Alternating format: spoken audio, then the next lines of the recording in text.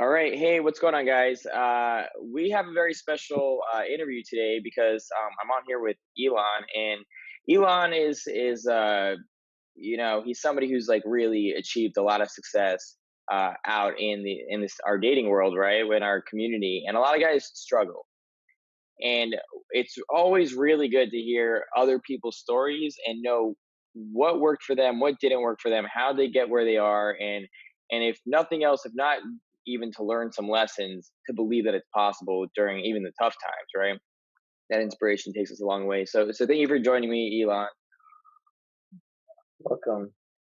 Yeah, so I have a bunch of questions for you. I'm really gonna try to help myself as well as everyone else understand how you did this. So, how long would you say you've been in the game at this point? So I found game when I was probably like 20 or 19 and a half. Now I'm 27. Okay, cool. I'm Yeah, 27 too. Okay, so like 7 years. yeah, something like this. Okay, awesome. So, I'm really curious to know a bit about your story. What motivated you to get into the game? Okay, so in high school, I was probably the geekiest guy over there. Like my world was computer games. And then when I was like 17, I had a physical makeover. I started to look good, working out, dressing fine, and girls started to be attracted to me. At the same time, I had no idea like what's going on. Mhm. Then fast forward, when I was like 18 and a half, I had my first girlfriend. Mhm. We met through a mutual friend, and she basically did everything. She physically escalated on me. She kissed me. She took my phone number. When we went out on the date, she pulled me to my place. She fucked me basically, and she did everything. And we were madly, madly in love for like a year and a half. And when I was in the army, she broke up with me because I was very needy. Like I love her with all my heart, and I just gave her so much, and I did not know how to balance it.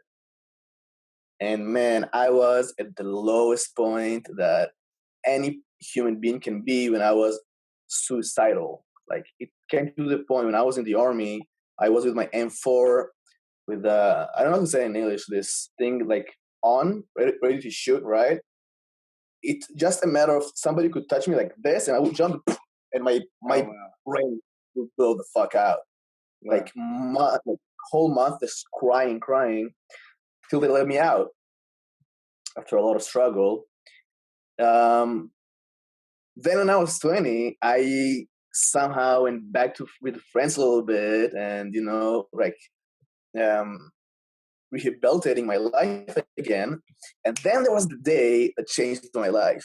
So I was on the beach with two friends, and we saw this. Oh, it's like, oh my god, the most sexy chick I've ever seen in my life, lying on the beach with the earphones on and like um, this hat on her face, sleeping.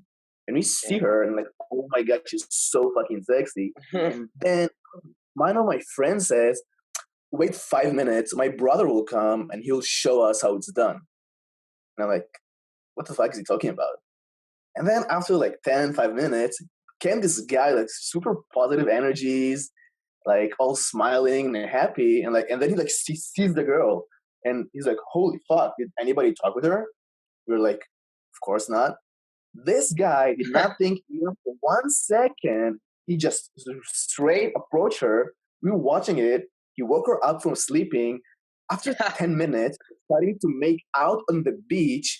After 30 minutes, he comes back to us and says, and we were like, dude, what the fuck? You know this girl? And he's like, no, but she wants me to come to her place so we can like bang. But she lives like 40 minutes from here, driving by car. Who the fuck would drive 40 minutes for having sex?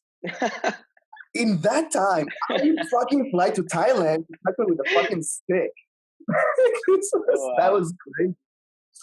Yeah, and then he says, well, if you want to study this, you can. That was 7 years ago. I'm like, what are you talking about?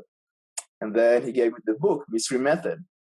Oh really? Wow. Okay. Okay. I was Yeah, gonna. so I started it Mm-hmm. and I read it like 5 times in a row and started applying. Had my first cold approach lay after like I think a year, something like this. Okay. Okay.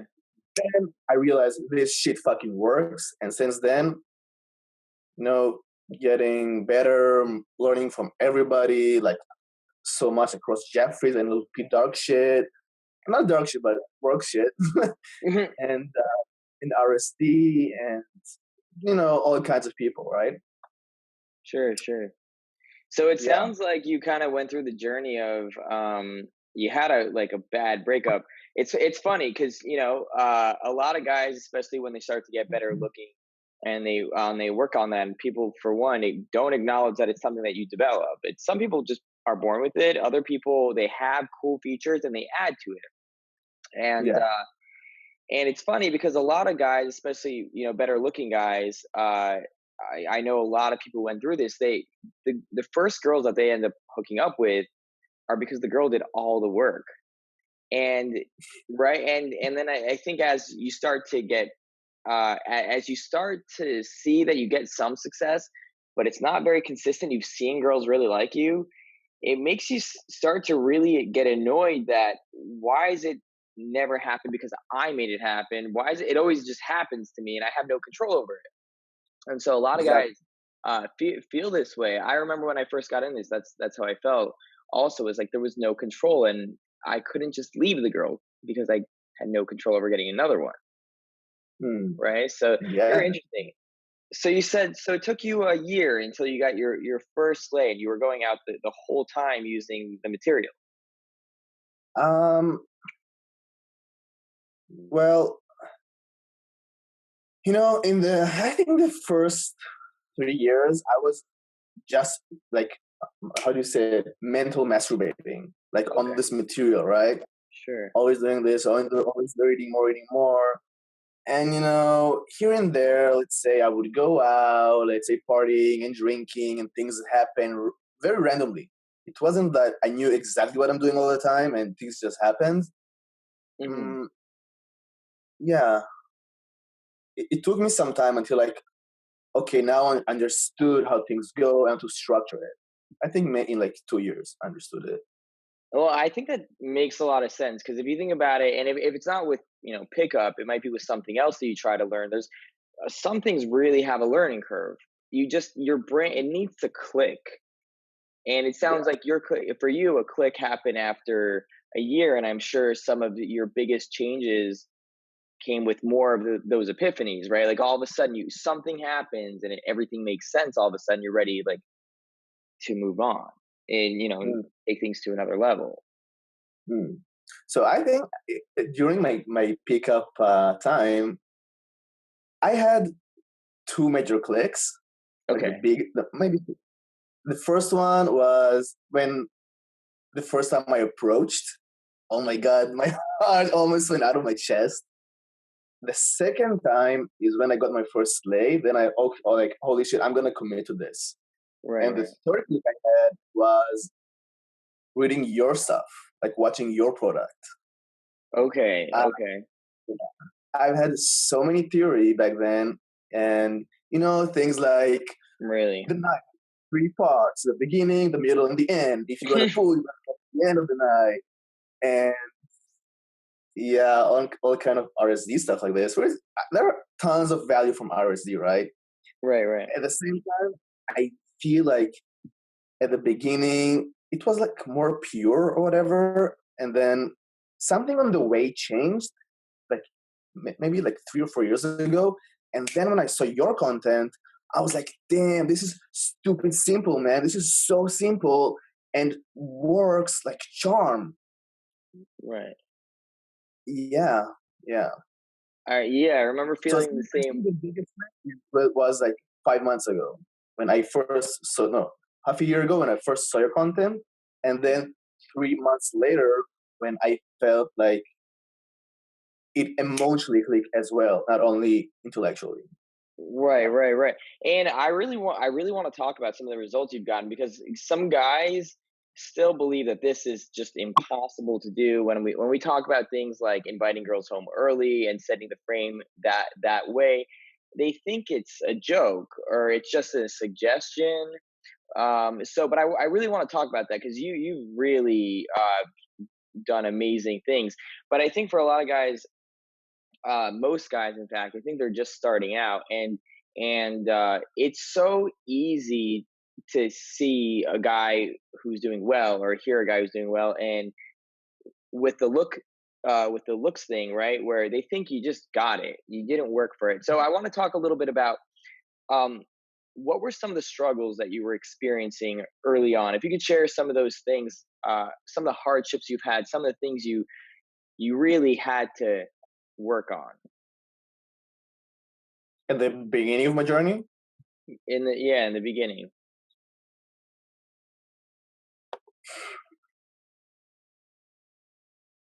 So, okay. I think there were two major things. First of all, was the technicality of it. Hmm. There was so many, I don't know if bullshit is the right word, but so much theory that could be so much simpler, like from the way that you fully mastery, right? The things that Right, are so simple. So there is the technical side of it, and then there is the emotional side of it. right, right, It's when I now that I look at it, like emotionally, I did not really feel that I'm like really deserving. I needed to learn all these tactics in order to compensate of my lack of confidence. I mean, now, for example, now that I am like, I know I emotionally feel it. I give so much value. Like, I really, really, really care about the girls that I'm spending time with. My game now, like I do not even speak at first. Like when I open, it's almost always like just the look in the eyes, sign opener, the hook is there immediately. hmm, I think, um, yeah, it was mostly emotional. Like I did not feel confident. I did not feel deserving when I first started. right, right. And it's funny. I don't want to get like super personal on anything that you don't want to talk about, but I'm curious a little bit about maybe your childhood. Like, a lot of guys. I think a lot of guys come in this and think their childhood was so screwed up, and that or their background. I mean, I know you live in Israel and it's a religious state, it's a religious country, and even if you don't live in a religious area, it's everywhere. And I think a lot of guys, they have these beliefs that it my religion, because I was raised in a conservative background or a religious background, or because my parents um didn't speak to me nicely or encourage all my dreams, or I don't have the best DNA. They look at all these things like it's done, it's over. And so I'm a little bit curious to know, even growing up, actually, what was that like? What do you think maybe even affected your feelings of not feeling like you're the shit? Definitely, and in my opinion, it's the same thing with everybody. It's um, the way I grew up. Let's say, for Mhm. example, um, my mom is Russian, Ukrainian, and the Eastern Europeans usually are very um, like really PC, very polite. You should never um, be loud or be like. They always need to be like a good soldier and all this stuff. So let's say, for example, I could not stand up what I really think. I was not allowed to get mad. Um, let's say, I don't know, there was a band when I was like 3 or 4 years old and I wanted to dance, it was not acceptable and I would get like turned down immediately. This is all emotional stuff that run in the background right now in our adult lives. and it happens with everybody. Everybody, for the one reason is that their needs were not met as kids. This is stupid simple stuff, like super simple. I had a need that was not met, trauma happened. And now when I grow up, for example, because when I was a child and my need to express myself was suppressed, I got traumatized by it. Let's say now as an adult, I go out and there is a band playing and I feel like the first intuition, like my first authentic want is to dance. It would immediately be shut up because I got emotionally triggered to what happened to me when I was a child. Sure. Yeah, you were taught it was if you do that, that's stupid and it doesn't gain you acceptance, and in fact, you get rejected as there's something wrong with you. And so I guess you were learning that you didn't like when you did what you wanted to do. There were consequences. Exactly. Exactly. Okay, so how? Okay, interesting. So when you first got in this, it sounds like one you didn't know what to do, which totally makes sense because you're it's a scale, and some guys just have it, and even those guys like they might be starting ahead of the game, but they still have to learn and trial and error. My brother actually, he's in Israel, and he's in the special forces, yeah, and he's growing up, he always had the best game from anyone, and he would always talk about, Man, this girl wants to hook up with me. I'm just not gonna go." And we were all like, "Bro, just hook up with her. Don't ever talk to her again if you don't want to, but hook up with her." And he's like, "Nah." And we never understood why he didn't hook up with a girl who he had the option to, because for us, it was like a bigger deal because we didn't have the options. And he was like, "Dude, sex is everywhere. We don't have." So but even for him, he got better. So it's very so it makes sense that you didn't know what you were doing, but the crazy thing is you got into this not feeling like entitled and that you were good enough, and it's some guys never want to break out of it. You did. Hmm. So what I would be very curious to know is what made I understand you had a bad breakup. What made you feel like I can't stay here? Why didn't you just stay there and just accept you weren't good enough and that your skills weren't good enough, you yourself weren't good enough? Well, this is totally what happened to me. That's why I've been crying in the fucking tent in the army for months and feeling like shit. And if I would not have that moment when this cool guy came and showed me like the first approach, and then that showed me led me into the whole world of personal development and later on spirituality and all this stuff. I had no idea where I would be now. Like I would probably be playing World of Warcraft all day long. Right. Probably, yeah. So it sounds like you had a really bad time. The army starts at 18. I know it goes until 21. So it sounds like the first couple years of the army, especially, was just miserable. You met this guy. He was like, he just showed you some cool things using, I guess it sounds like mystery method. He got, I think that for one, I know I'm going to go out, and when I see a girl like sleeping on the beach, I'm going to wake her up now because I actually never done that. But I'm gonna start Definitely. doing that. I'm gonna start like, it's funny, but these little things, they seem like limitations. Like, oh, she's asleep. I'm not gonna. Yeah, it's. I guess I'll get the next one, and you don't realize the opportunities are there. It's very, very fascinating. So let's see this. Let's say I have this like when I'm training people, they're going to the beach. They see this girl. She's sleeping. She's with her earphones, right?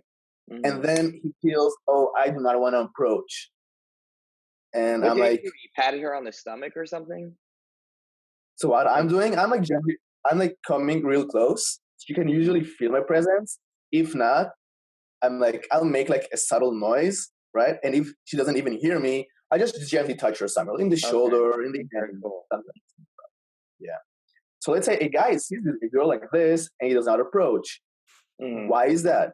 They always say, "Oh, she looks busy. She's asleep." And then, okay, and I don't want to wake her up. And I'm like, Uh-huh. okay, that's cool. What is the Wow. reason? Because I do not want to interrupt her. I'm like, oh, so by you approaching her, you feel that you interrupt her. He's like, yeah. Right. And what do you get from this? He does not feel that he has enough value to add to the person, to the girl in the situation, to wake her up. Mm-hmm. And then I always use the analogy. So if I gave you a bag of $1 million right now, and you just need to wake her up and hand her the $1 million back, would you do it? Who the fuck would not? Right, right. A crazy You person. know? Yeah. So enjoy the fucking $1 million. I do not say it. I live them.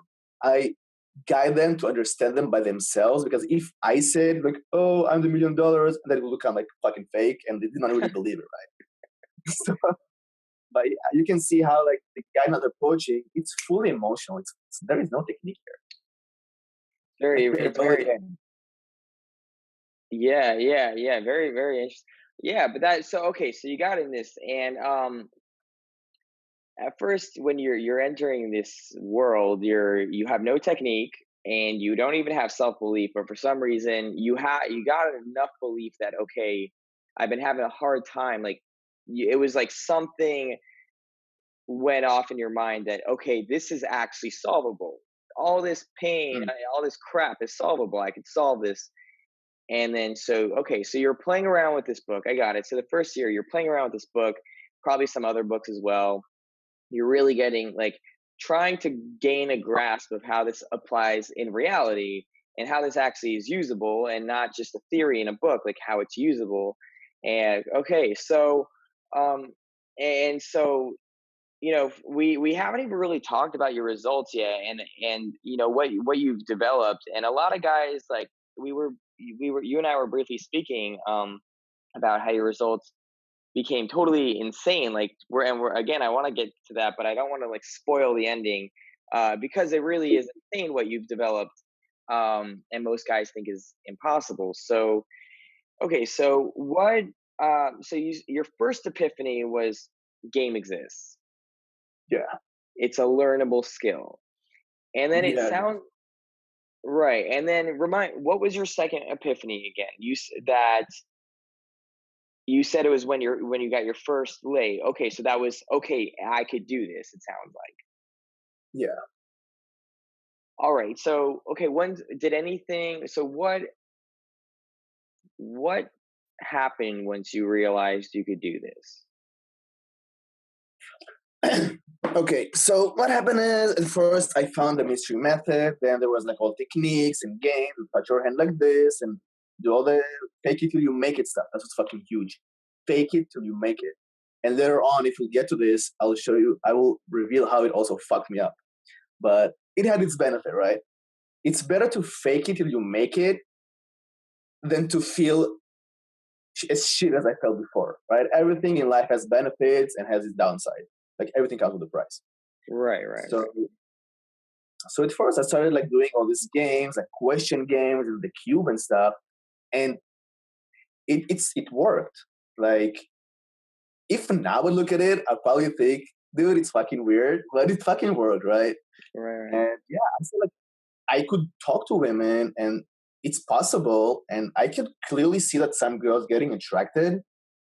And then I had my first lay, and then at first, the first year, I knew that it possibly works. I think it's gonna work. And then when I had the first lay, damn, I'm gonna get hardcore into this stuff, like Mhm. pickup, personal development, like all the like most of the time that I used to spend playing computer games, personal development. I read so much stuff, like so much theory and all that. And then yeah, after that first lay, I realized the game is working. I started to show it to my close friends and like, oh, what is game? And then they started to go into game, and yeah, that was an incredible journey that lasted probably till I was like 25. And after I got 25, I decided to take my passion of helping people professionally, Okay. and then I went to the coaching school, and then the fake it till you make it came up. I've been there for like almost a year studying, and then in the end of the course, I got feedback from all the class, from all the people, and they gave me like all this stuff, like, oh, Elon, you're so smart and intelligent, all this and that, that I could not believe at the time, by the way. Like they told me that, I did not believe it's really me. I thought, oh, they're just saying it to be nice. And then my teacher did me the feedback, and he said that I cannot be a coach. Hmm. Okay, And really? I'm like, what? He said, Ilan, you are playing a role. You are playing the role of being the good guy. You are playing the role of being confident. You are playing the role of being good with women. Like he saw past everything, like all the fake it till you make it stuff. It was a mask that it became like a part of me. I could not take it off. And he saw right through it. And he said that until I do not take the mask off, and I connect to who I really am, I could not be a teacher. Like I could not be a coach or doing lectures and stuff. At the same time, the moment that I will connect to who I really am, to my authenticity, this will be the moment when my breakthroughs will be fucking insane. Hmm.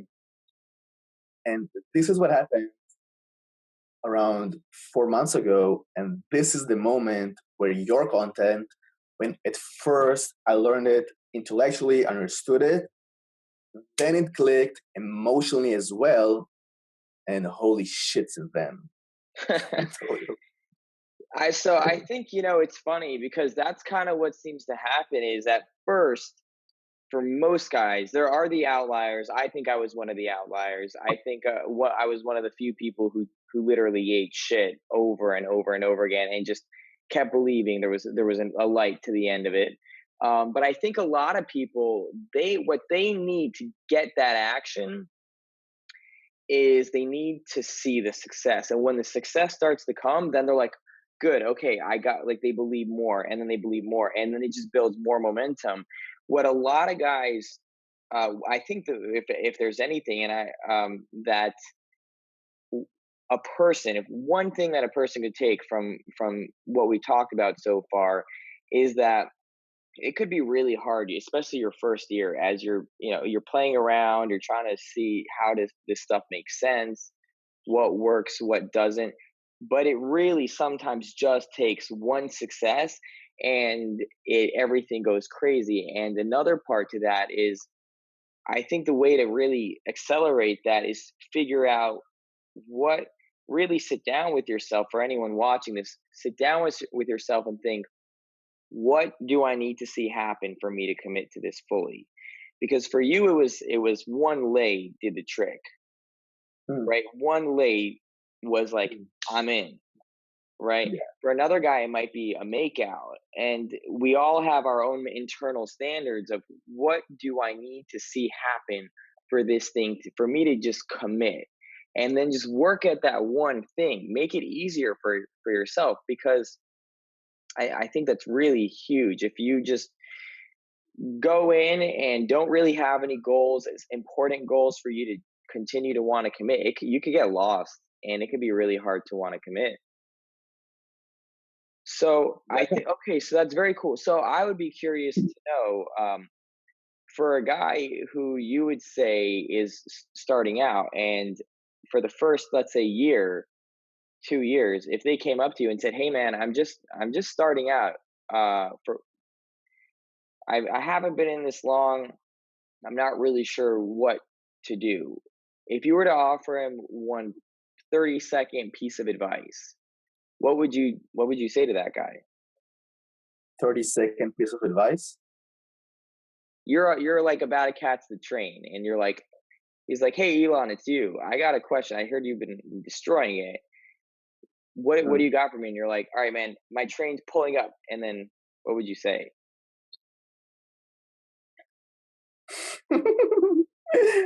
I would tell him, get a coach. I would tell him, get pulling mastery.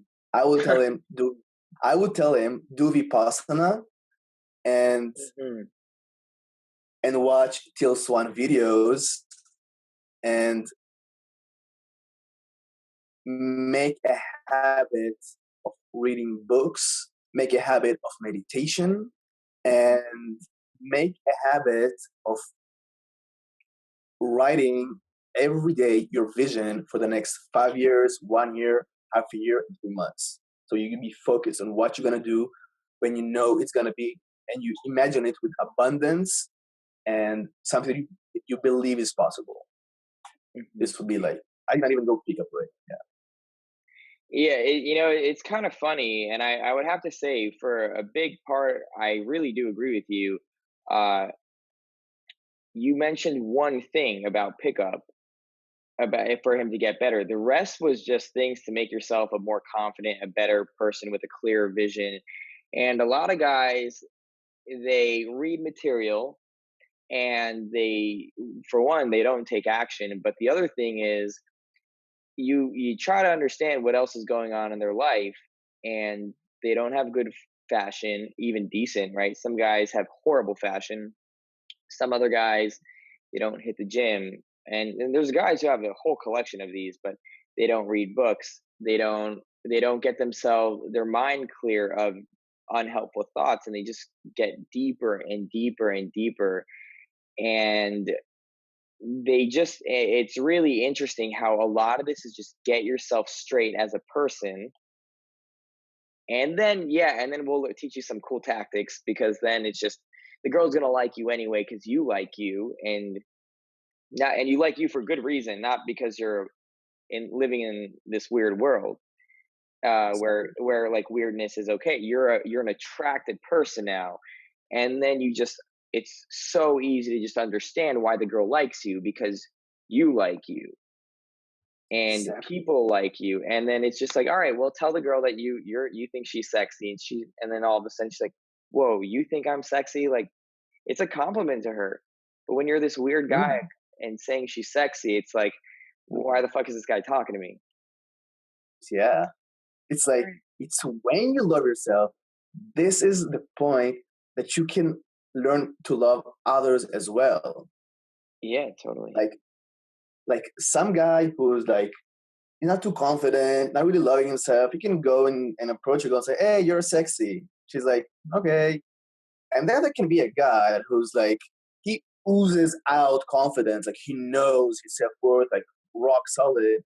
And then when he goes to a girl and he says, "You're fucking sexy," she will be like, "Oh my god, this guy just said it. I cannot believe it." So Yeah, yeah, it's what's very interesting is a lot of them literally don't believe it, because that guy, she can't understand that this guy actually would like her. And a big thing I think a lot of guys would benefit from playing around with, especially guys who honestly would consider that they have their life together. Their looks are put together. They, nice haircut, well groomed, pretty good fashion. And a lot of these guys still have doubts of how good looking they are. And I would just say that a lot of these guys need to just assume, to a little bit of a degree, and this is kind of teetering into the fake it till you make it a little bit, but just assume that it's not your looks. And this girl, if she walked away, it's because you were really, it was just because she liked you and she didn't know how to deal with it. Like, start playing, instead of just assuming. A lot of guys start going into the, she walked away because I'm ugly. It's like, why don't you just not think that way? Start thinking, you know what, maybe she just didn't know how to deal with a cool guy approaching her. But I would say this is literally for guys who actually have their life together. I wouldn't necessarily say that for a guy who still has to get his life together. Although, there might be a benefit, but stop thinking that there's something wrong with you and start thinking maybe she just didn't know how to deal with it. It's entirely possible. So, okay, so it sounds like, okay, so it's very cool because you went through this whole transformation. It exploded your results. You started putting in more effort, and that's what happens. Is a lot of guys won't give themselves the chance to succeed because, for one, they haven't even identified what a success is to them. But and then they won't give themselves a chance to succeed, and then they quit before they don't let themselves like suck at it for a little while before they get really mm, good. mm, And then all of a sudden, when you're good at something, it's easy to want to do it. Mm. So very cool. And when you suck, you still have to do it, which is the frustrating part because you suck. That's why you have. If you didn't have to do it because you were good, you have to do it now because you suck. Uh, Yeah. okay, so you got really. So I understand. So you started to get really good consistency in that you realized you could do this. So um, you didn't, so you got in this when you were about 20 or 21, so meaning you got your first lay when you were 21 or 22, and you didn't get my training, which was the game changer for you, as you say, until about like 5 months ago, 6 months ago. What was So there's this whole gap of what was Elon doing, like what was his success like, what were the hardships you were going through, what were some of the things that would you say really were you got your first lay? What were the new challenges? Your world changed. You know this is possible. What were the challenges that you were facing at that point? So I'd say consistency. Okay. I was so another great course was the Blueprint by Owen Hmm. RSD. Sure. I think it's the basic. Like I'm not even sure like yours or his first, but yours two basics for sure. Hmm. And yeah, so I had this thing when relied on state. Like I would feel worthy enough of getting a girl only when I'm in a good state. So I would do all this warm up stuff, or I would need to drink booze just to get myself happy, and only then I would feel like I could like have fun with other girls, right? So the dependency on state, the inconsistency, um, and the fact that I I had periods of time I would go out, I like 5 times a week, and then a year where I barely go out to the game, and then a period of 1 month I go 7 times a week, and then do not go for a month for a year again. So the Wow. time I was gaming was also like on off on off.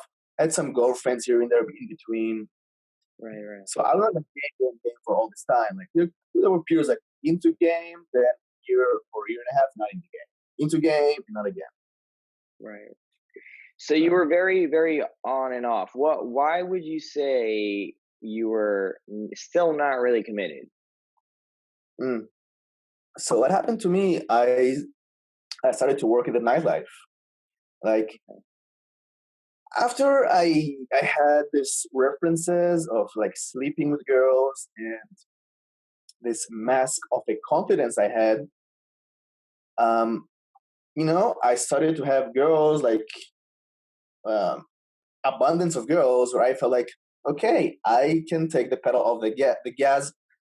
I could take my foot off the pedal and just not do game because I have this abundance in my life now. Hmm. Yeah. So you didn't need game. No. Yeah. Like from So Yeah, from when I was like 23, no, 22 to 25, I didn't really need it. I just watched it for the fun of it. Maybe applied some here and there. Watched other courses because I love watching this content. I just love it.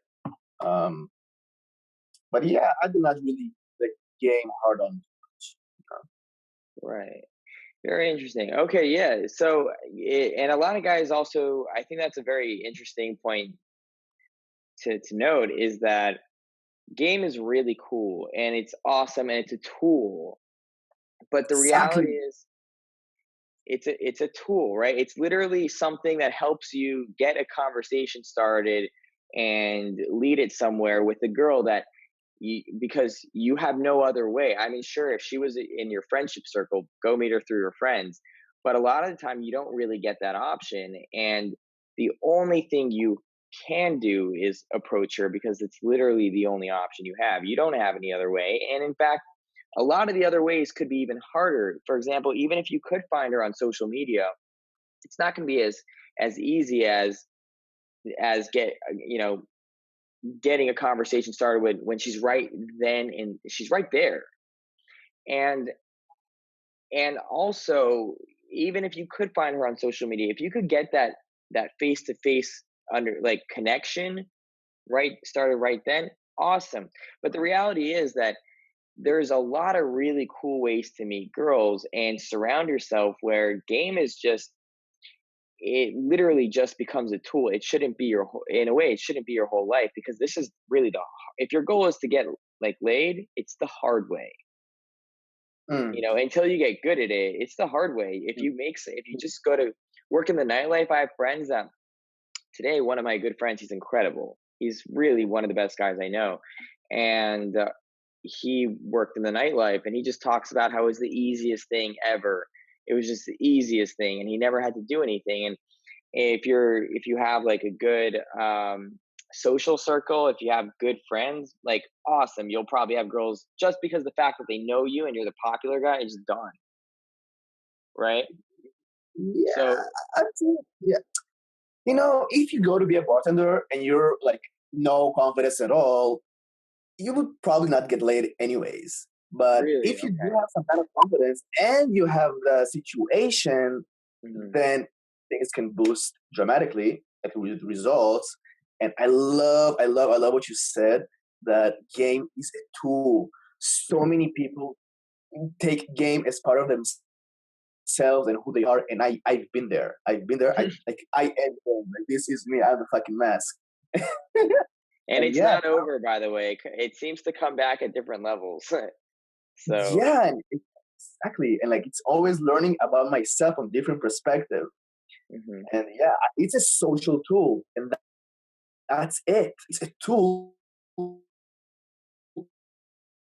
for uh, interacting with women and improving your results with women. It's not game. It's not your life. It's not like who you are. You are not game. This is a tool. I love what you said it. I love Yeah, it's meant to take a girl that you have absolutely no interaction with and get you the conversation started. And then and that's one part of it. And the other part is, once you're in a conversation, whether she's your friend or that you're trying to hook up with, she's a girl, she's a friend of a friend. How do you make something happen without pissing off your friend, without causing drama, without offending anyone? In these a little bit sometimes more delicate situations, and it's just supposed to be a way to navigate from where you and her are, because you both are not in the same spot. How do you guys connect and then be like, hey, let's try this out, this is pretty cool, and very fascinating. Okay, so you went from, okay, so you started getting, into the nightlife, and it sounds like you got, on and off results, and with like the nightlife, but it was pretty good that you didn't have to do anything else. Like you didn't have to. You like game. Every guy likes hearing about it and watching it. It's fascinates us. Girls don't care. it. I'll show this stuff to my girlfriend, and she's like, "Sure, babe, like cool." But guy, you say it Yeah. to a guy, we're like, "No way, bro!" And like we'll trade pictures and stuff. It fascinates us. So okay, so at what point did you feel like, I have to reconnect with this? Like, what time? When did you take it seriously? So I took the game seriously, I think, back a year and a half ago, something like this, Hmm. where I'm like, I don't remember the reason why, but I'm like, okay, I am going to get this shit handled once and for all. I'm gonna put in the effort, no on and offs now until I get it like done. I am not gonna move aside. Like this is my thing now.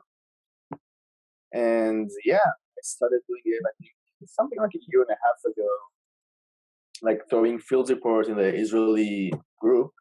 Hmm. And holy shit, just thinking now, comparing the field report back then, like a year ago, and the ones from now, holy shit, that would be like totally different. And I think about what you said before about game is a tool of basically getting the girl from A to B. Let's say A, meeting her, and B, in my bed or into relationship and everything. Right. This is this is the game is as a tool, and this is the reason why I really really love your content, because it's no bullshit, it's honest, and it's simple. Like, that's it. Yeah. Honest, simple, and straight to the point. Like, I remember when I first saw you and I saw your content, your pulling mastery, and there are guys in the Israeli community here. And I told them, hey, so this guy, he has this content like pulling girls in 30 minutes. What do you guys think about it? Like, I saw his material, sounds pretty awesome. What do you guys think? Most of them were like, nah. Like, they could not believe it's I think possible, or they could not resonate with it because they were stuck in the old uh, game habits, I would say. Hmm. Can you relate with this? Yeah, absolutely. I think there's time. It's very normal. In fact, a lot of people, it's like you'll have it even maybe to a degree even with like things like religion, right? Or people are accustomed, this is the way, and it's just normal. You don't want to challenge it. You want to believe like I put too much work to for this to be wrong. Yeah, I've invested too much, and I don't. And this is at least what I found. And this, they call it cognitive dissonance. Like you're too invested. Exactly. You're Yes, too, exactly. you're too invested. This is too important now.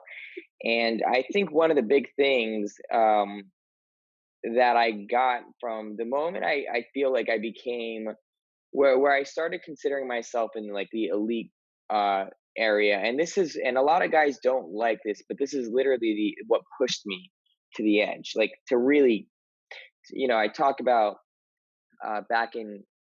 Now I'm traveling around and I switch cities all the time. And but when I spent a good amount of time in New York. I grew up in New York, and when it stopped being, for quite a while, it stopped being a numbers game because I was just so calculated. And the way I did it was I started looking at numbers on a spreadsheet and being like, okay. And it first it started out very general, and then I started getting more detailed as time went on. I thought of more things to track. So I would track. Okay, did I pull tonight? Did I get a number tonight? What would I rate the girl out of 10 tonight? The numbers. What would I rate the average girl I spoke to?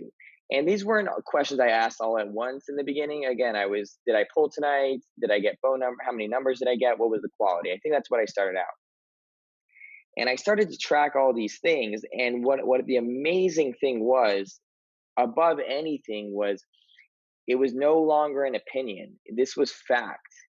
And it was, am I getting the results or not? And it started going into this place where you start to really get excited over the results and the success you're making, that you no longer care if you're right.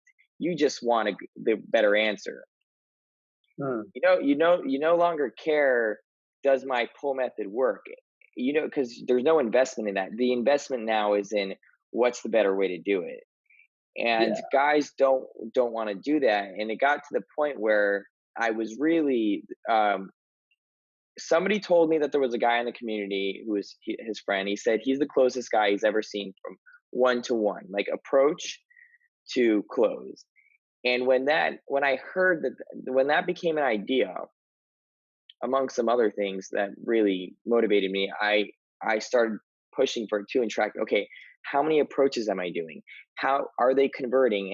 And I got it to the point where not every girl came home with me, but right away, but every girl resulted either coming home with me right then and there, or a solid number who converted. And this was just going on for weeks. And it was just it and what you really learn is there's no room for cognitive dissonance. You have to focus on the truth and what works and excuse me, and what doesn't, and to be attached to the truth, not to making yourself right Mm, or correct. It's not about you; it's about the result. And that's mm, where I started to realize things like when people say focus on the process, not the results. I couldn't understand it because I was focusing on the result and figuring out the process to get there. So it was kind of like both were required. And I couldn't understand what people were saying. They both needed to happen. And if the result wasn't coming, the process needed to change. mm. So, oh yeah, it's very, very interesting. So, okay, so so you got to the point where you really decided once and for all, like, and the very key thing also, I think, is you made a decision. There was no going back. You Yeah. made a decision. This is going to happen, and you were going at it full force. And so, okay, so I'm curious to know what happened. What were your results like from the moment you decided to make that decision until it sounds like the next biggest epiphany was, and where everything changes when you saw my training and that's when everything changed. So what were your results like before the training? I remember it started out.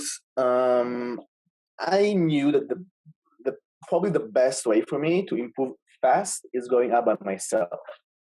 Okay. So I started doing it. I had it started like took me an hour to get out of the house because there was all this like things. Oh, I have work tomorrow. I have this and this to do. Like all this mental bullshit I have in my head that might be true at the same time, not relevant for the situation. Just go and do it. So it started with like an hour before going out, and then like I did go out, and then going out later like 30 minutes, and then let's say after a week or two, it's like I'm going out. Like there is no mental bullshit running in my head before. And let's say I'd go out at first, like I knew a lot of theory. I knew what has to be done. At the same time, I need to like redo it all the process again because I've not been doing it for a lot of time. I had like a shoulder surgery and all this stuff. So when I started going out, I remember first going to the club. I was like all stifled, like, what do I do? Oh my God, I do not feel so good right now. I probably need to do a warm up. Let's just talk with a random person. So I started talking with the dude, then talking with the girl, then talking to another dude, building momentum, starting to have fun. And out of nowhere, like let's say 30 minutes in, I'm really having fun, like talking with people, shooting the shit, getting a phone number in there.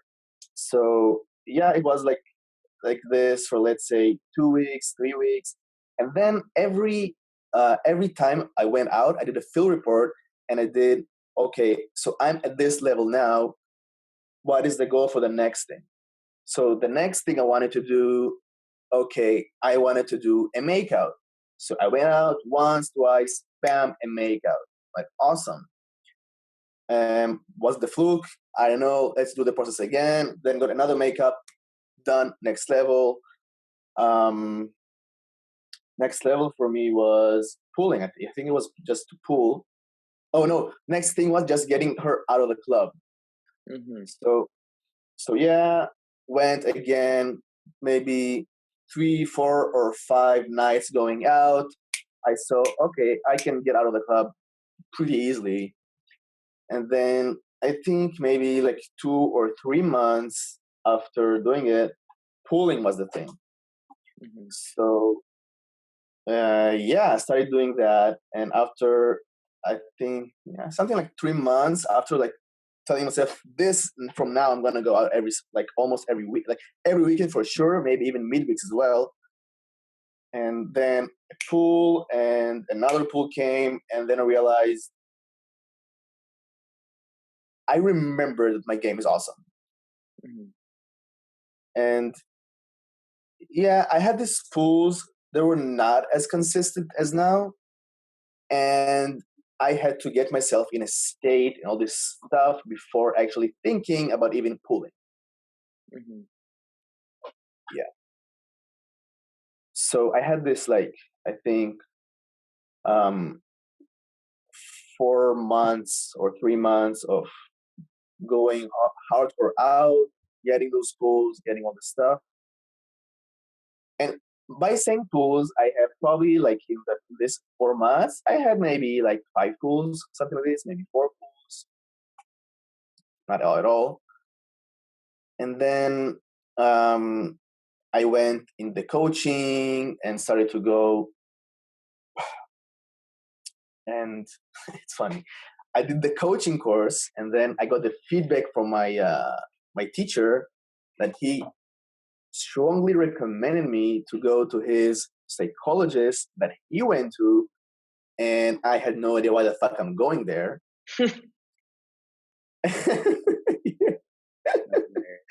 So, so for the first time I went there, like, the feedback he told me about, like, I'm playing the role of being this and this guy. I had no idea what the fuck he's talking about.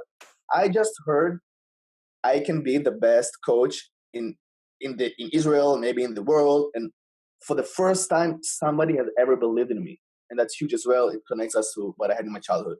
Like I did not believe that I'm even possible for me to be in that place, and I trusted him so fucking much that I went to her and like, yo, I'm here. What the fuck do we do now? I had no idea. So I had the first session with her, the second session. I'm like, this woman is sharp as a knife. She's super intelligent, and her brain is amazing. I can see where this thing can go.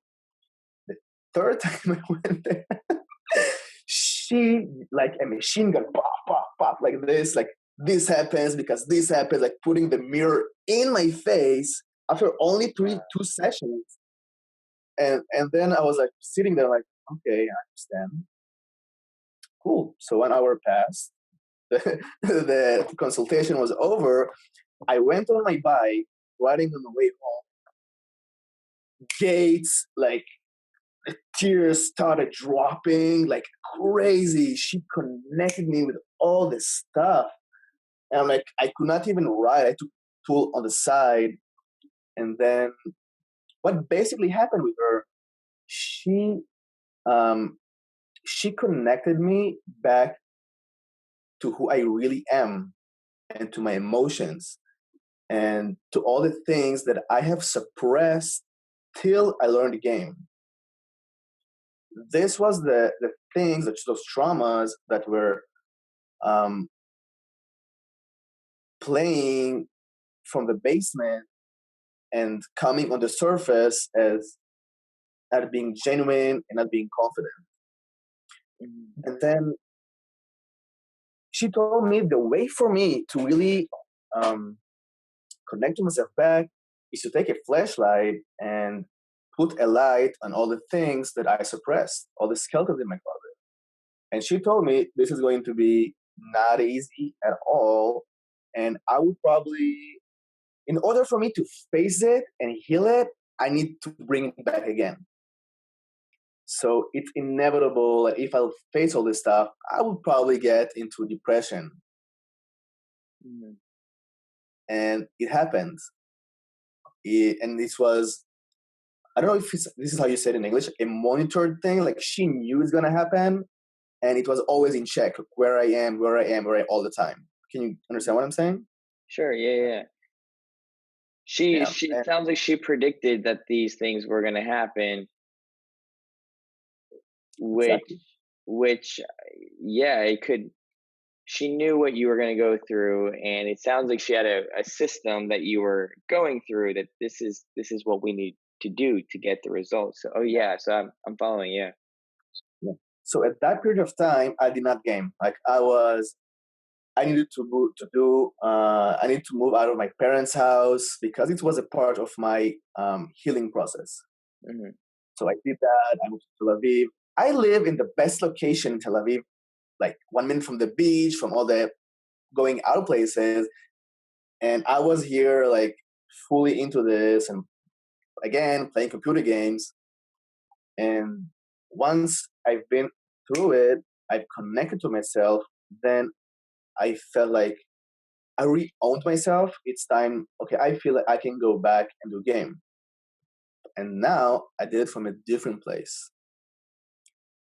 She even told me that she knows everything about the game and what I do and all this stuff. And she told me that all the games that you learn, all the mask you've put for all these 7 or 6 years, you're going to put everything aside now and who the fuck you are.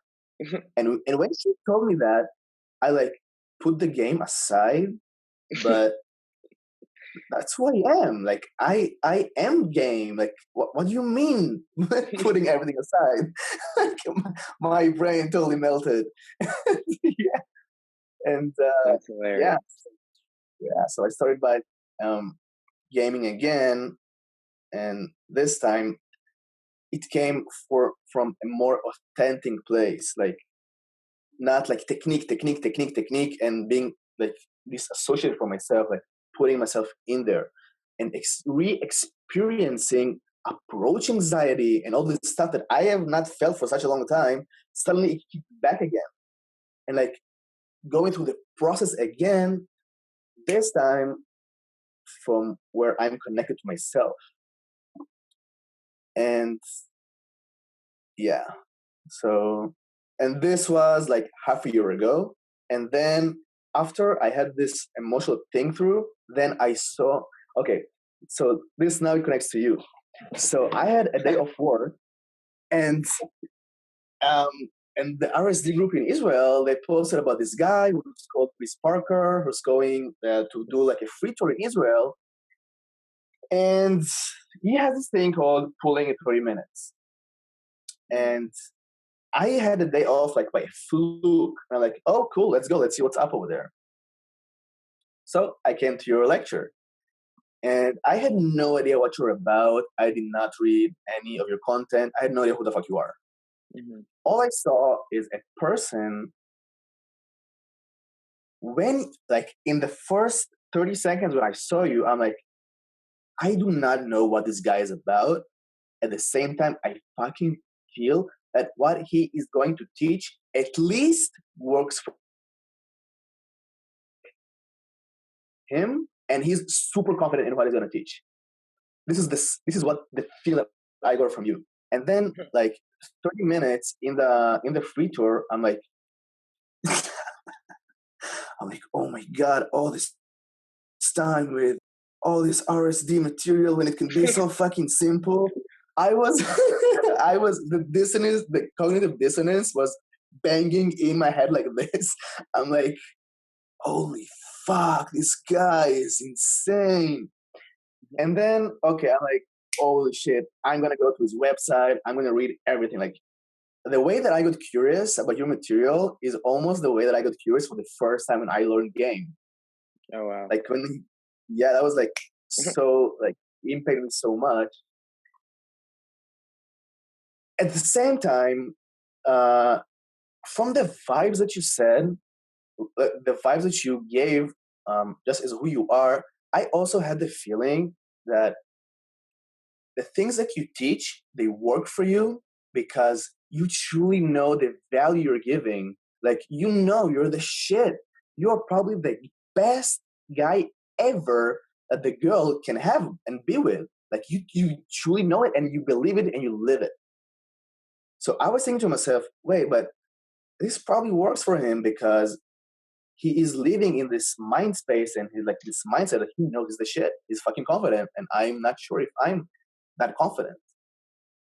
So, um, so I purchased the pulling mastery after that, and I saw the content, and I was like, "Damn, that is sick. Let's try to apply what I saw there." And that was the time I was talking to my close pick of friends. Also, some of them were really my friends. When I told them about you, I'm like, "Yo, this guy is pulling mastery stuff. Like, this thing makes so much sense. Like, why wait for the end of the night?" And like he says, he's sitting in the pool 1 minute in the interaction. What the fuck?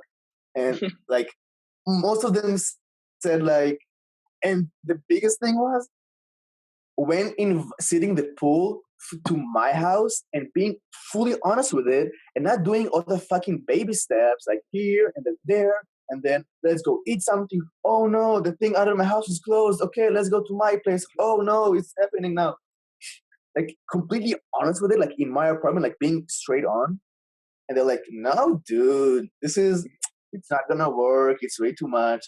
And I had faith. I'm like, I feel this shit is awesome. I'm gonna try it, even though other people discouraged me. So I did it, and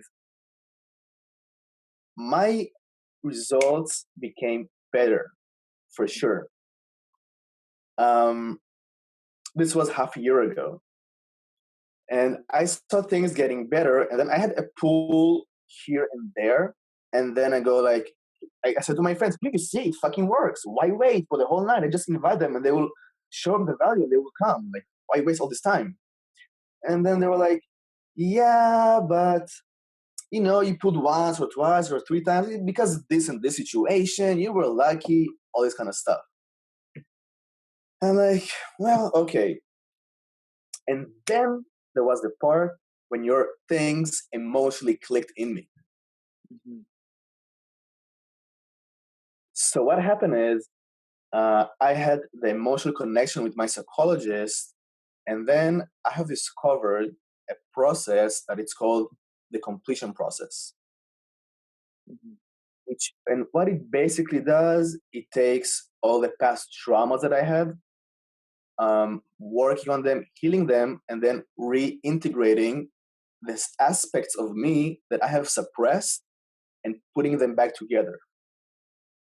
Let's say, for example, when I was a small kid and I was not allowed to, dance and shout and all this stuff, re-experiencing what I had, like with this technique, and then allowing myself to be there, meeting my need of expressing myself. And since then, this was like 3 months ago, my results skyrocketed like crazy, crazy. I would go out. Let's say I'd go out to the beach. Let's say I would go out 7 times a week. I would pool 5 times a week, 6 times a week, probably close four of them, sometimes five, maybe sometimes three, very rare. It came to the point when it's weird for me not to pool.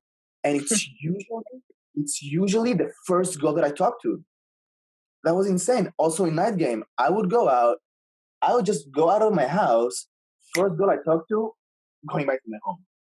Let's say there is a club here, like a bar called Culiacán. You've probably been there. Yeah, yeah. Just yeah, going in there, first girl I talk to, let's go. I'm like, wait, I didn't do anything. Yeah, I not do my game stuff. Like at first, I was like, dude, this works. It works so fast. I'm like, was that a fluke? What's going on? And no, like almost every night I go out, it's a pool. It's a pool. I pool with my friends. And then I had a pool with one of my friends who said, like, at first discouraged me from your content. Like, no, man, it's just luck. It's a situation, all the stuff. And then he saw me. I went up with him after my emotional, like, enlightenment, you could say. And then I pulled with him, like these two French girls. And then he looks at me, Elon, you remember what I told you about the pulling thing? Yeah, I'm like, yeah, I think you're onto something. Like, I'm really curious now. Wow. I was laughing so hard. I'm like, yeah, dude, that was so fucking simple. And you saw it live right here and there. And it's crazy. It shatters your world when you see it work, and then you see it start to work consistently, and then it's just like, what was I doing? And I think a lot of us, I definitely went through this, where it's like, why was I doubting if I was good looking enough? Why was I doubting if I made enough? Like, did I make enough money? Was I cool enough? What, like, you start to realize the only reason why I wasn't getting the results was because I was just doing things that literally had nothing to do with her coming home with me. What do you mean? Uh, I remember doing a lot. I'm not, I mean, you might laugh at this, and I feel like, you know, maybe you went through this, but I know to this day I laugh and I'll think, I didn't pull tonight. Fuck, I need to merge more sets. If you looked at my field reports from back in the day, I was like, I didn't merge enough sets. I'm like, okay, I remember writing things over and over again every night. Like you're pushing, you're pulling too much. You need to do more. You need to push. I remember writing, girls need to be pushed away as much as they need to be pulled. And I remember writing that over and over and over again. And I just kept remember thinking, if she didn't come home with me, she wasn't attracted enough. She wasn't attracted enough to leave her friends. She wasn't attracted enough to stay out an extra hour. And it was because I was waiting until the end of the night. I would bring up this idea all of a sudden, and it sometimes would work. 98% of the time, it didn't.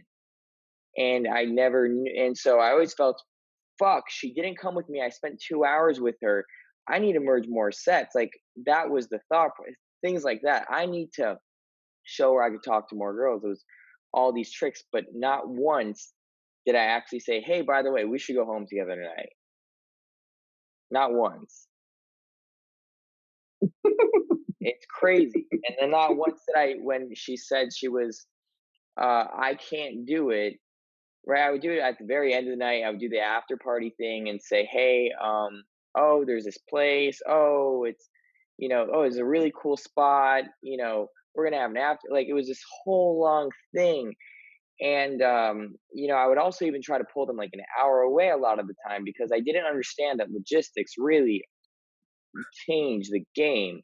And I figured that out Yeah. when I actually came to visit Israel. Not the time I spoke, but this is even before I got into coaching. I was with my brother, and we just came just to visit family, and we spent 2 weeks there. And of that 2 weeks, we probably went out about 9 days, and we were still not even going out that much. We go out a little bit, few hours a night, but we on purpose, but not realizing what was going to happen, we booked our hotels near the bars because we figured out that we just figured, okay, we could afford it, and so after we're done, it'll be easier to just walk home.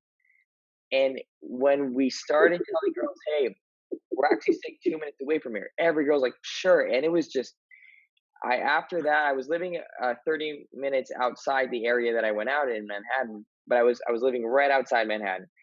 And once that happened, that's it. I was like, I'm moving into Manhattan. This is done. No more.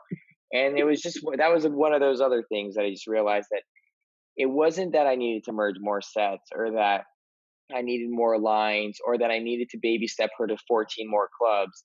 It was that I just needed to get closer. I needed to just keep like not like doing almost, I needed to just get closer. I figured I just need to get closer, and I just need, what was the other one? I just need to start inviting them back earlier. And then I actually did a test of an experiment. I figured I'm not, no push pulls, no merging sets, no nothing, zero, no flashy comments. And I wanted to almost see how boring I could get. And almost like a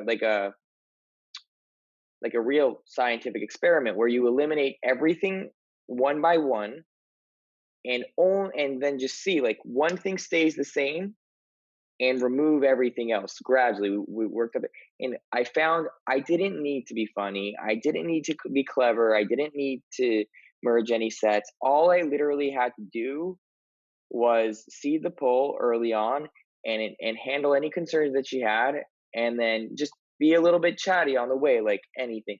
And then what I found was, well, then it would, you know, there would be problems like when we got back to the bedroom sometimes. So I figured, okay, so what can I add now? What's one thing I could add that would solve that?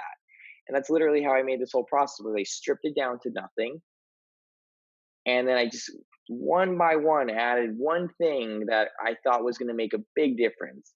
And if it worked, I kept it. If it didn't, I ripped it out and I tried something else. And it was, so the idea was I wanted to keep this as simple as possible. So, uh, not for even to teach it. I wasn't even teaching yet. It was literally just because I wanted an easier time for myself to get a better result. And I started learning about things like the 80/20, and I started thinking, okay, this makes sense because that's kind of what I'm doing. I'm doing way less than everyone else, but my results are way better. And Mm. yeah, so very fascinating. So you're at the point where, okay, so you came across, and it sounds like it came in two waves, which for me is very interesting to know, because it's going to be more exciting to tell guys now when they don't. Some guys go through my content, and then I'll check in with them a month later, or 2 months later, 6 months later. How's it going? And then they're like, oh, my results are going okay. And for me, it's just heartbreaking, because I'm like, there's guys who are literally just killing it. Like, you're literally leaving your dating life. You're saying no to your whole dating life, to every single girl that could be in your life right now. You're basically saying, I'm not willing to get up and go through this guy's content for you. You're just not good enough. And I'm like, to stop thinking that you're not good enough, because what you're saying is the girls are not good enough. They're not good enough for you to just get up and go and get the experience that you need. You just won't get up. You just won't do the work. So like, you don't really want it that much then. It's not like what you were doing, where come a year and a half ago, right, where you made the decision, this is going to happen once and for all. You decided it was something that couldn't not, it became important, like not even important, like a must. Mm. So very fascinating. So I remember speaking to you and reading your results, and it really, I thought, was very fascinating.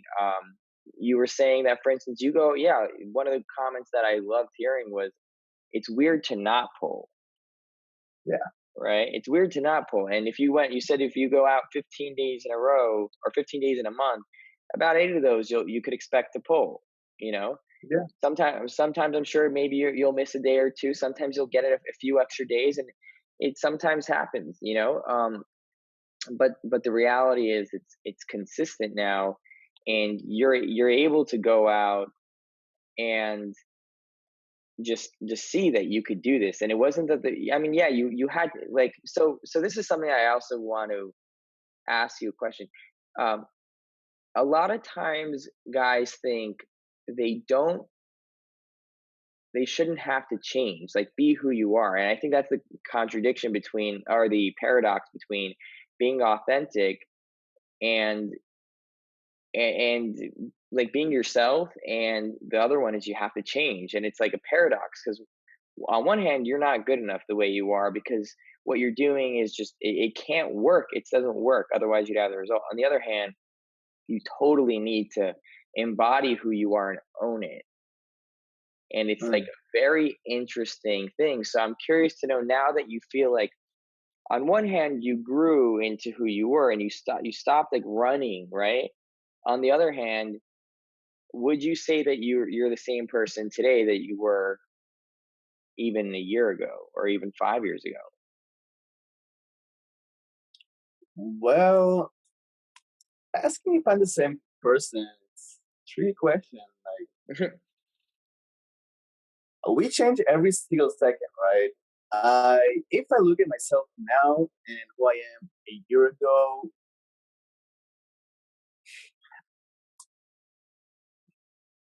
different as fuck.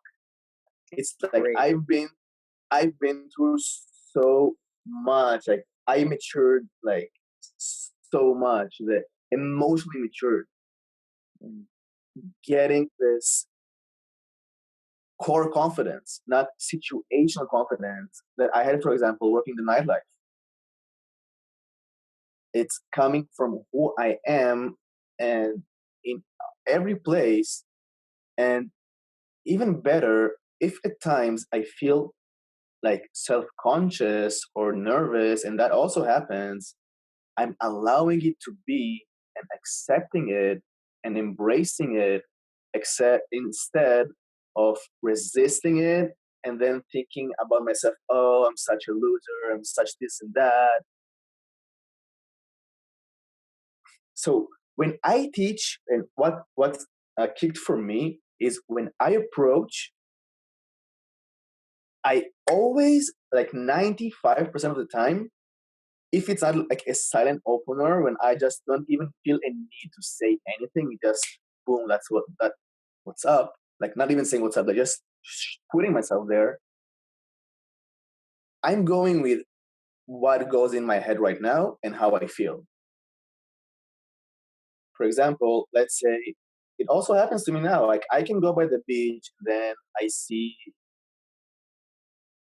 an amazing, amazing girl, and I can get nervous. Sometimes I'm like, I'm not even nervous at all, and I, I cannot stop myself from going to talk with her. Like I literally cannot stop myself moving towards her. I'm pulled. Sometimes I had a rough day and I feel self-conscious. And what I do now is when I feel that, I go with it. I show it. I say like, so let's say one of my go-tos is when I open, I describe what just happened. For example, I open, let's say I see a girl lying on the beach and I walk in the road, right? And let's say I saw her, I'm like, oh my God, that ass is amazing. I want to talk with her, but I'm too nervous. So I would go there and I would tell her exactly what went through my head. Like, this is how I open. Mhm. And because it's so authentic, it clicks like magic. And let's say I teach it to my friends or to my clients, and it feels like this is so beta. Like I go and say that I'm nervous, all this stuff. I'm like, well, dude, this your self work so far? He's like, I don't know. So let's see what happens. And then they go and they share it and they open like awkwardly at the same time. It's authentic, and this is why it works. The minimum of the minimum of the minimum, there will be the social hook point. The minimum. Mhm. And once they share it and they see it's okay to be fucked up and it's okay to be nervous, the moment they release resistance to it, it subsides. Like, oh, it's okay to not be 100% all the time. And then when the nervousness subsides, then it allows for the sexuality to come out, for the funny sides to come out, to the creativity to come out, because the nervousness is not blocking everything else. And, you know, from what I saw, and for me, for example, so let's say I started pooling. I had this sticking point where I would get girls into my bed and I would not sexually escalate. It's like I was fucking in my head so much thinking, wait, what if you do like this? And then I was afraid of losing the girl or she would be out or whatever. And again, like, oh shit, I'm feeling resistance. And then I did two things. I told myself, I'm gonna make a law now. There is no way in the fucking world there's gonna be a chick in my bed and I'm not at least gonna try until I hear no. Like I'm gonna try every single time until I hear no. Like fuck this shit. It's like drove me nuts. And I did it, and I had sometimes it worked, sometimes it didn't work. And then I had this one time when I pulled this gorgeous German girl here, and she was fucking amazing. Like not only physically and mentally, and I felt the need. Like she said this thing during like when we were walking to my place. By the way, just so you know, we're not gonna have sex in your shower or something. You know it, right? And I'm like, yeah, yeah, of course not. She really thinks about having sex with me in the shower, and I did not sexually escalate in my fucking shower. Like, how ridiculous is this? And yeah, that was because I was like nervous. I was nervous. And then when she was in my place, we're like, I have a smoothie to like it. So we're sitting here, and I feel the need, like I want to escalate, and I felt the resistance was fucking huge. So at that moment, I told myself, okay, I'm gonna do, I'm gonna be fucking authentic, and I'm gonna share it, and whatever happens, happens. This is what I want to do. So I shared it with her, and she really felt me and said it's okay. And then I got triggered so much, so many emotions came up. We did not end up having sex. At the same time, after that situation, almost every girl that I pulled after that, because I shared it and I allowed it to be, and when I felt it again, I embraced it. I removed resistance. I just did it. Like I sacrificed it. I allowed myself, and since then, like I did not fuck this one girl. At the same time, I've learned so much, and re-owned another aspect of me, and that was so worth it. Did I hit your authentic question, like what you asked, or did I totally went Yeah, off? no, I mean, I think it was very interesting. I honestly don't even remember my question anymore because it was just kind of on the spot. I was just curious to know the answer, but it's very fascinating. I could totally relate to what you're saying because there's so many times it's very funny because there's two things I people say they learn from me a lot. One is that they learn how to pull consistently. The other one is that they say, and this is mostly, maybe I need to adjust this in my training, but this is mostly my boot camp students, and they say, I learned what standards meant. So you said they came to your boot camp and they understood what standards is. So that's, well, it's just an interesting thing, and it's along the same lines of what you were just mentioning, where um, we would have girls on the coming home, or even just a pretty girl. Let's just say, even if they're not coming home, and the girl would just be like really rude, and Mm, let's just mm, say, right, and a guy would think, well, don't react, don't react, don't react, like, don't be reactive, right?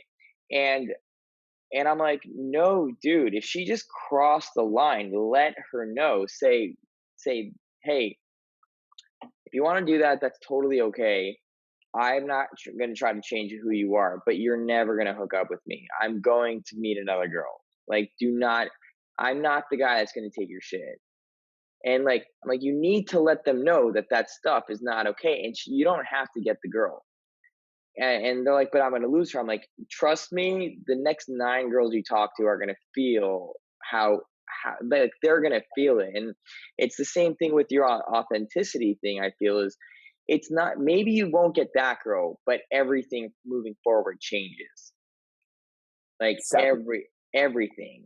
You're not the same person as you were before you opened up to that girl and told her who you really, like, you change. It's funny, by owning who you are, you change who you are. It's like weird, but that's how it works, right?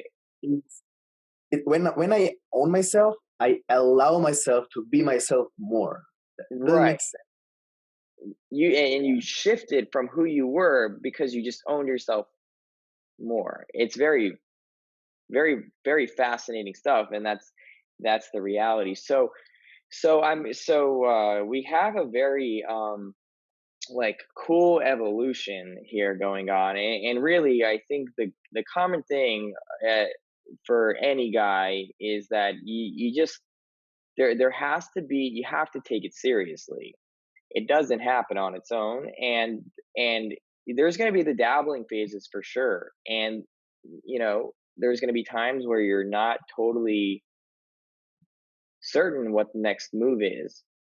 But if you don't even take it seriously, if you don't show up every day, if you don't, at least for instance with your psychiatrist, right, or psychologist, even a lot of these things you were mentioning, for instance, that you were in this training to, it sounds like to become a coach, and you went to a psychologist, but these things were in alignment with your existing goal, which was you wanted to get this handled, and you wanted to get better, and you wanted to become better with women.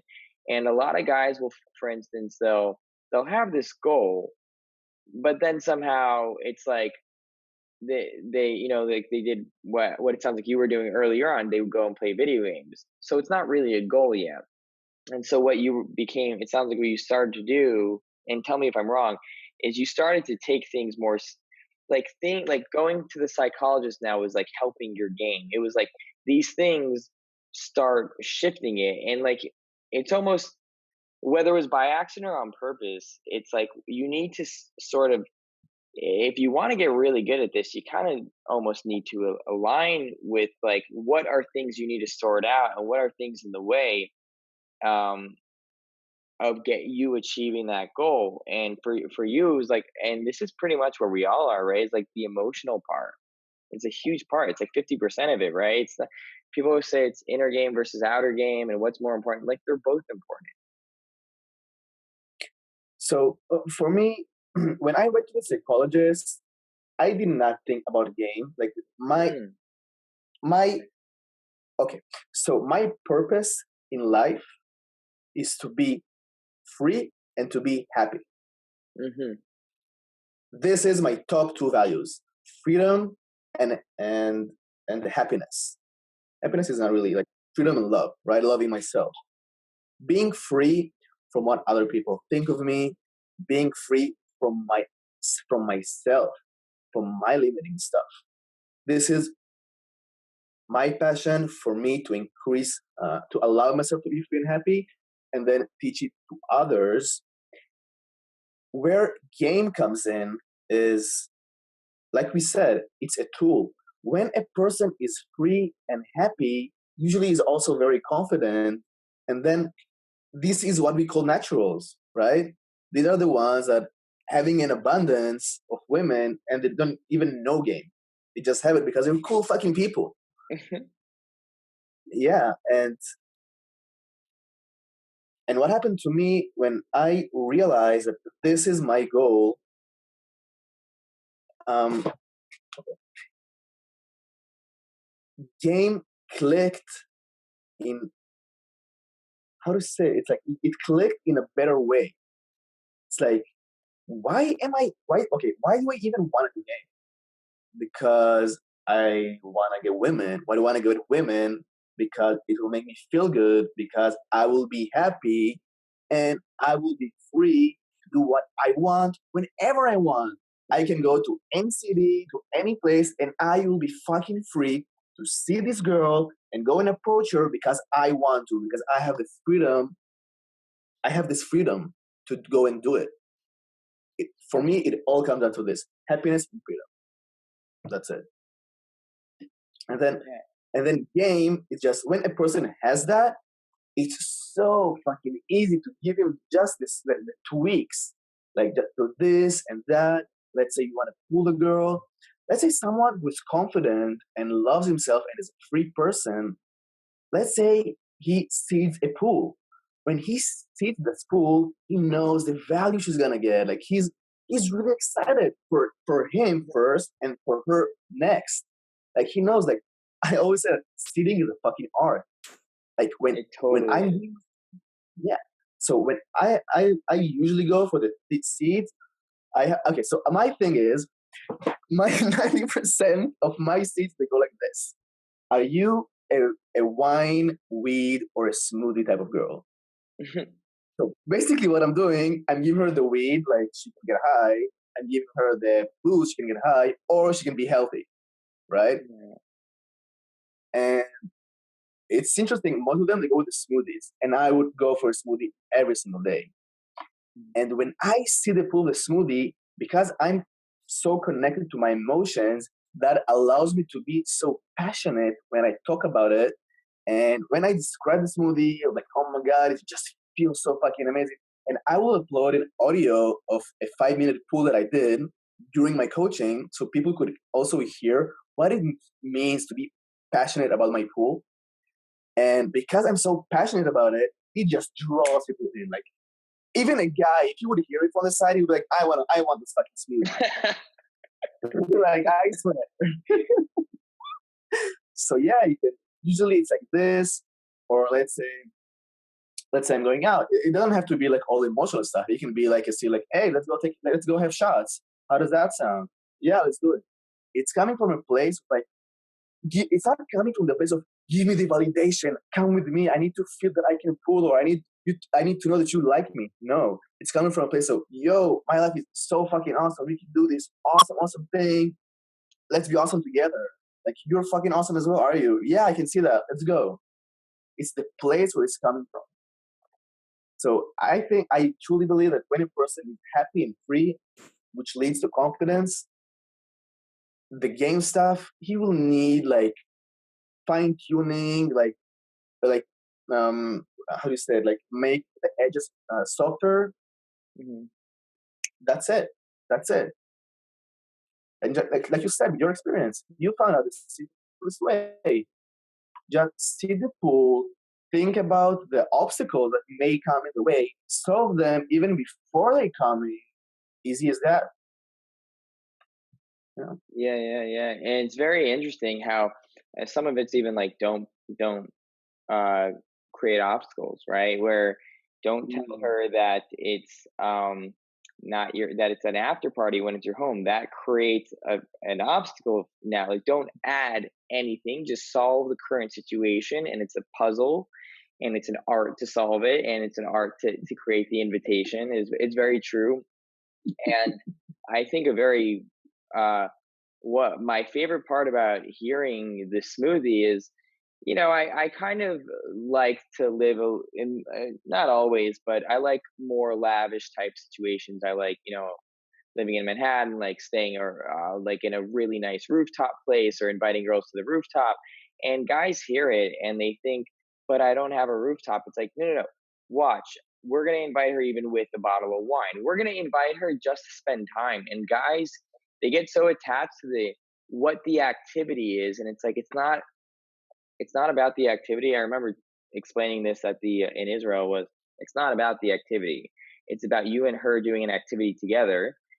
Same way you invite her for a date, you invite her to get ice cream, and it turns out the ice cream shop's closed. It's not game over, and you guys are going home because it was never about the ice cream. It was about you guys meeting up.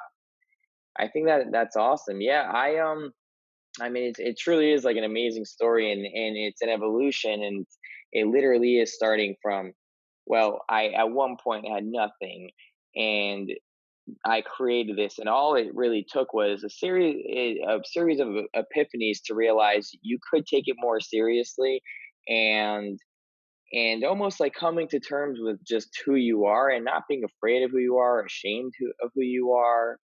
It sounds like these are things that you experienced, and it was no longer it was the decision that this is going to happen, and then it was the realization that who you are is just great. It's just fine. Yeah. It's at first it's just fine, and then it's just great, and then it's the best. Like fucking, it's like yeah. Yeah, very cool. Well, I mean, that's pretty much all the questions I have. I just want to thank you for opening up your schedule to do this call, and even like educate all these guys on, there's a journey, and all they have to do is like walk it, and there's some dark times and scary times and fears, and we all went home wondering many times, are we ever going to get good at this? But those are just thoughts. You can't let them become the reality of, okay, I'm going to stay home tonight and quit, and that's it. So yeah, so thank you so much for opening your schedule and for your time, and sharing your story. You're welcome. Yeah, I had a great time talking to you. And the last thing about what you just said, I found out for some people they can make a decision and they will go for it no matter what. Other people, like my ex-girlfriend, other people they can make a decision at the same time they are struggling so fucking much, so much. And if they're struggling so much, there is an emotional thing behind it. When they're feeling maybe not good enough, not deserving, feeling of rejection, feeling shame, and all this kind of stuff. So if you're a person that you know that when you make a decision, you're just gonna go for it, there are these kind of people, that's awesome. Commit to what you want. Um, know what your goals and what how do you say yeah, like what are the steps you're gonna take like you just said, do the spreadsheet, like know exactly what you're doing. It will be focused and it will be precise. You can follow how you're improving. And if it's something emotional, which 99% of the time is, explore yourself, like um, do the meditation stuff, read the like Power Now is a great book. Teal Swan has amazing videos about it. Like, go and explore the emotions or go to a coach. And what happens with the coach is, I know that all those 5 years that I've spent, if I took someone who's a professional, and I would invest my money and time in it instead of going through this whole 6 or 7 years till I got to this point right now. I could probably do it in much, much, much, much, much less. So yeah, that's basically it. Yeah, Yeah, man. and your content blew my mind. I am so thankful. You made my life so easier and so fucking great, man. Thank you so much, so much.